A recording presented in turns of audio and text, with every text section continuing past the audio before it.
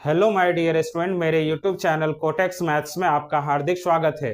आज मैं आप लोगों को एक्सपोनेंट्स एंड पावर्स यानी घात और घातांक में इस टाइप के क्वेश्चन को सॉल्व करके बताऊंगा। तो देखिए, इन सभी क्वेश्चन को सिंप्लीफाई करना है, जिसमें फर्स्ट क्वेश्चन दिया हुआ है 1 to the power 0 plus 2 to the power 0 plus 3 to the power 0 plus 4 to the power 0। इसी तरह 100 टू द पावर 0 तक प्लस करना है।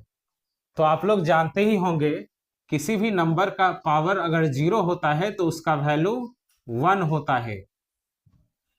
तो इसी तरह 1 टू द पावर 0 भी 1 होगा, प्लस 2 टू द पावर 0 भी 1 होगा, प्लस 3 टू द पावर 0 भी 1 होगा, प्लस 4 टू द पावर 0 भी 1, प्लस 5 टू द पावर 0 भी 1 ही होगा। इसी तरह प्लस करते करते 99 टू द पावर 0 भी 1 ही होगा, प्लस 100 टू द पावर 0 भी 1 ही होगा। तो इन सबको प्लस करना है। तो यहां देखिए 1 2 3 4 5 से लेकर 100 तक प्लस किया गया है। इसका मतलब है कि 1 plus 1 plus 1 plus 1 100 times plus किया गया है।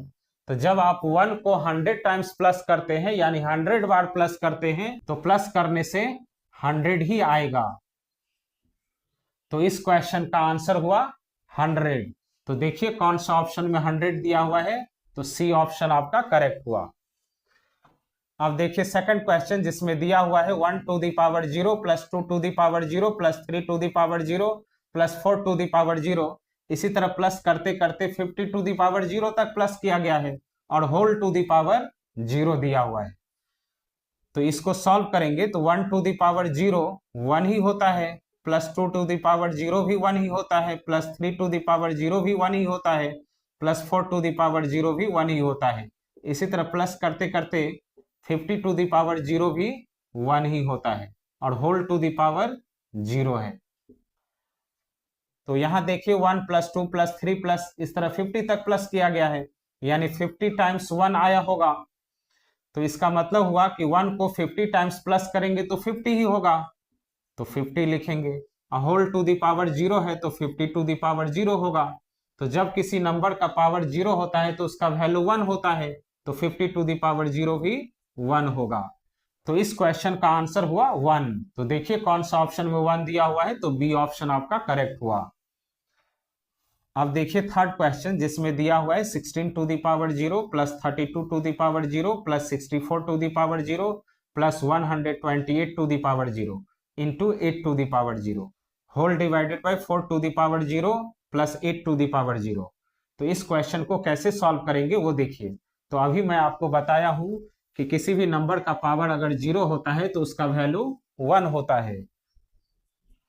तो यहां भी देखिए 16 टू द पावर 0 है तो इसका भी वैल्यू 1 होगा, प्लस 32 टू द पावर 0 भी 1 होगा, प्लस 64 टू द पावर 0 भी 1 होगा, प्लस 128 टू द पावर 0 भी 1 होगा, इंटू 8 टू द पावर 0 भी 1 होगा, divided by 4 to the power 0 भी 1 होगा, प्लस 8 टू द पावर 0 भी 1 होगा।